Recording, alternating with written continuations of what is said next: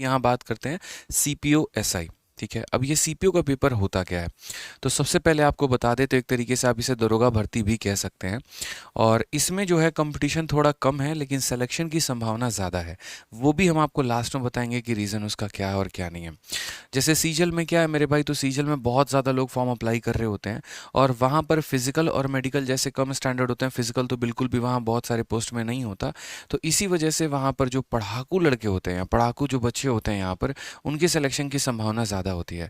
यहाँ पर ऐसा है कि अगर आपको थोड़ा कम भी नॉलेज है, ठीक है, और अगर आप फिजिकली फिट हैं और फिजिकल क्लियर कर सकते हैं, तो बड़े प्यार से बड़े आराम से आप दरोगा बन सकते हैं। खुद मेरे काफ़ी ऐसे स्टूडेंट हैं जिनका सीजल नहीं हो पाया लेकिन आज वो दिल्ली पुलिस में एसआई बने बैठे हुए हैं।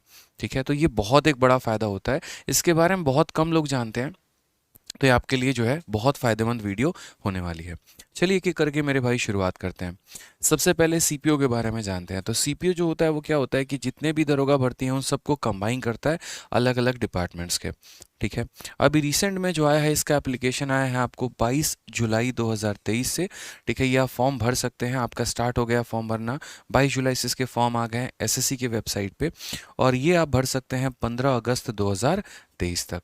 ठीक है, उसके बाद करेक्शन, अगर मान लीजिए कि फॉर्म में आपसे एक छोटी मोटी कोई भी गलती हो जाती है तो 16 से लेकर 17 अगस्त तक जो है आप फॉर्म के करेक्शंस को कर सकते हैं। जो भी आपकी गलती हुई है, एक दिन के लिए फॉर्म आपका खुलेगा 23 घंटे के लिए और उसमें आप अपना करेक्शन कर पाएंगे।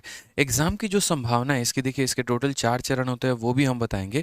सबसे पहले जो प्रीलिम्स का पेपर होगा मेरे भाई, तो वो होगा आपका अक्टूबर 2023 में। और उसके बाद एक मेंस का पेपर होता है जिसका अभी शेड्यूल कुछ आया नहीं है क्योंकि प्री हो जाने के बाद जनरली उसके बारे में बात की जाती है, उसका डेट दिया जाता है। ठीक है, जैसा कि मैंने आपको बताया कि ये दरोगा भर्ती है। अब दरोगा भर्ती है यहाँ पर, तो दरोगा मतलब आप सब इंस्पेक्टर कह सकते हैं। तो ये किन किन डिपार्टमेंट्स में होता है और इनके क्या बेनिफिट्स होते हैं। ठीक है, तो सबसे पहले देखो, एक दिल्ली पुलिस एसआई वो अलग है। जैसे आप बिहार एसआई देखते हैं, हरियाणा एसआई देखते हैं, पंजाब एसआई देखते हैं, तो दिल्ली पुलिस में जो सब इंस्पेक्टर की बहाली है वो सीपीओ के माध्यम से ही होती है। ठीक है, तो एक दिल्ली पुलिस हमारा अलग हो गया और एक सीएपीएफ हमारा अलग हो गया। और ये सीएपीएफ में मेरे भाई इन सभी के जो एसआई हैं वो भी आपके सीपीओ से सेलेक्ट होते हैं। जैसे बीएसएफ हो गया आपका, बॉर्डर सिक्योरिटी फोर्स। ठीक है, उसी तरीके से बीएसएफ कहाँ लगता है, तो बांग्लादेश और आपके ये जो नेपाल पाकिस्तान इनके बॉर्डर पे हो गई, इनकी सिक्योरिटी लगाई जाती है। सीआईएसएफ का जो काम हो गया वो क्या हो गया, तो जितने भी आप दिल्ली मेट्रो में देख रहे हैं या एयरपोर्ट आप देखते हैं, तो वहाँ पर जो चेकिंग में जिनकी ड्यूटी लग रही होती है तो वो सीआईएफ की लग रही होती है। ठीक है, आईटीबीपी क्या हो गया, Hindon Tibetan Indo Tibetan border police यहाँ पे। ठीक है, तो ये सारे के सारे का जो होता है, ये मतलब आप ये कह सकते हो कि इनकी बाहर भी पोस्टिंग होती है। ठीक है, दिल्ली में ज़रूरी नहीं है कि दिल्ली में ही मिले। एक ही इसमें नौकरी ऐसी है जिसकी लाइफ टाइम पोस्टिंग दिल्ली में रहती है और वो है दिल्ली पुलिस एसआई। 25 किलोमीटर के अंदर की दूरी आपकी रहेगी, यहाँ पर ड्यूटी इसकी रहेगी। ऐसा नहीं कभी आपको जो है यूपी भेज देगा, कभी बिहार भेज देगा, ऐसा बिल्कुल भी नहीं होने वाला है। लेकिन यहाँ पर इनकी पोस्टिंग बदलते रहती है टाइम टू टाइम पे। कभी आप यहाँ पर अगर यूपी में हैं तो कभी आप किसी और स्टेट में होंगे, तो कभी आप किसी और स्टेट में होंगे। ठीक है, इसमें आपका सीआईएसएफ का जो ड्यूटी लगता है वो थोड़ा फिक्स होता है, नॉर्मल बिना हेक्टिक का जॉब होता है।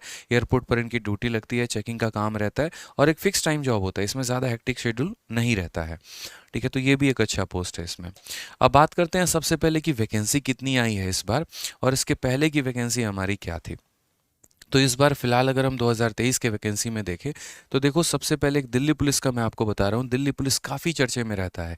तो दिल्ली पुलिस में अगर आप देखते हैं यहाँ पर, तो ओपन में जनरल में 39 है, ओबीसी की 21 वैकेंसी है, एससी की 12, एसटी की 6, ईडब्ल्यूएस की 10, टोटल मिलाकर हो गए 88।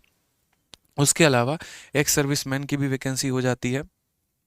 ठीक है, और कुछ डिपार्टमेंटल कैंडिडेट का भी होता है यहाँ पे। तो टोटल अगर हम मेल की बात करें तो टोटल मेल की वैकेंसी कितनी हो गई हमारी, तो 109 हो गई।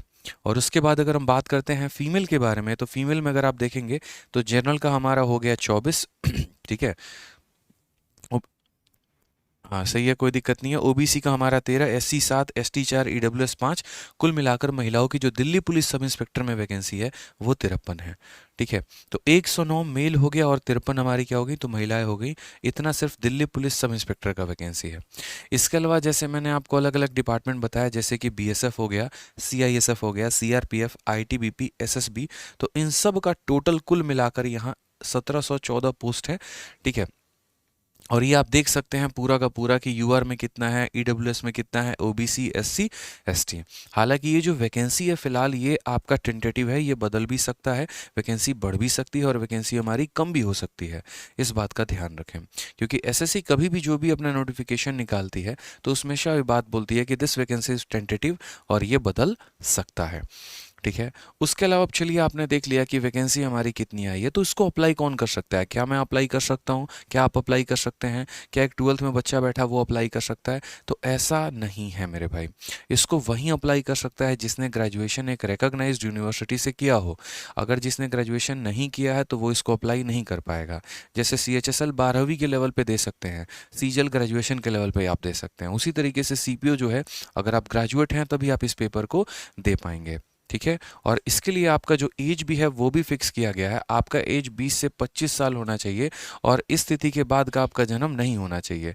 जो मैक्सिमम डेट है वो आपका है 1 अगस्त 2003। अगर इसके बाद आपका जन्म है मेरे भाई तो आप कंसिडर नहीं किए जाएंगे। तो ये आपका एज होना चाहिए कि 2/8/1998 और 1/8/2023, जो भी आपका एज है वो यहाँ पर इस ड्यूरेशन के बीच का मेरे भाई होना चाहिए। ठीक। अब जैसे कि आपको पता है कि रिजर्वेशन भी मिलता है, तो यहाँ एज का रिजर्वेशन होता है और उसमें कुछ रिलैक्सेशन आपको मिलते हैं। जैसे SC ST वालों को 5 सालों का रिलैक्सेशन मिलता है, OBC को 3 साल का रिलैक्सेशन मिलता है और एक्स सर्विसमैन को यहाँ पर जो है 3 साल का रिलैक्सेशन मिलता है। और भी काफ़ी सारे थे लेकिन मेजरली इन 3 चीज़ों के बारे में बात होती है, इसलिए मैंने इन 3 के बारे में आपको बताया है। ठीक है। नेक्स्ट हम बात करते हैं मेरे भाई तो एसेंशियल क्वालिफिकेशन। जैसा कि मैंने आपको कहा कि आप ग्रेजुएट होने चाहिए किसी भी रिकॉग्नाइज्ड यूनिवर्सिटी से। आपने चाहे BA किया हो, BSc किया हो, BTech किया हो, उससे कोई फ़र्क नहीं पड़ता, लेकिन वो जो यूनिवर्सिटी है उसके मान्यता प्राप्त यूनिवर्सिटी हो, ऐसे लोकल किसी भी इंस्टीट्यूट से आपने नहीं किया हो। बहुत लोग क्या करते हैं, BTech को लर्निंग से मतलब डिस्टेंस से कर लेते हैं, तो कई जगह पर उसकी मान्यता नहीं मानी जाती है, तो इस बात का थोड़ा ध्यान रखिएगा। सीजीएल में डॉक्यूमेंट वेरिफिकेशन वो बाहर कर दिए जाते हैं, तो ये बात का आपको ध्यान रखना है। उसके अलावा बहुत लोग ऐसे भी होते हैं, सर हम 3rd ईयर में हैं, हमारा एग्ज़ाम भी हो गया, रिजल्ट नहीं आया, तो क्या हम फॉर्म भर सकते हैं? तो मेरे भाई 15 अगस्त 2023 तक, असल में क्या होता है, फॉर्म भरने के जो हमारा लास्ट डेट होता है ना, तो वो लास्ट डेट तक यानी 15 अगस्त 2023 फॉर्म भरने का हमेशा जो लास्ट डेट होता है, उस लास्ट डेट तक जो है आपके पास आपका रिजल्ट का सर्टिफिकेट आ जाना चाहिए। अगर इस डेट तक नहीं आया है तो उसके बाद आप इसके लिए मान्य नहीं होंगे। आप पेपर निकाल भी लेंगे लेकिन डॉक्यूमेंट वेरिफिकेशन में आपको बाहर कर दिया जाएगा। तो इस बात का आपको ध्यान रखना है। हर एक छोटी से छोटी जानकारी हम आपको इस वीडियो में बताते चलेंगे, इसलिए वीडियो को लाइक करते रहिए दोस्तों। ठीक है। हर एक पॉइंट की मैंने सोची यहाँ पर कि बच्चे को किस पॉइंट पे कन्फ्यूजन हो सकता है, कौन सा पॉइंट उसका अधूरा रह सकता है। इसके अलावा भी अगर आपका कोई डिटेल रहेगा बाकी तो आप कमेंट बॉक्स में बता देना, मैं उसका आंसर दे दूंगा आप लोगों को। ठीक है। चलिए आ जाइए। तो जैसा कि एजुकेशनल क्वालिफिकेशन के बारे में बताया, अब एजुकेशनल क्वालिफिकेशन में आपने ये तो देख लिया कि ग्रेजुएट होना ज़रूरी है, लेकिन कुछ छोटी छोटी चीज़ें होती हैं जो बच्चे मिस आउट कर लेते हैं, वो आपको मिस नहीं करना है।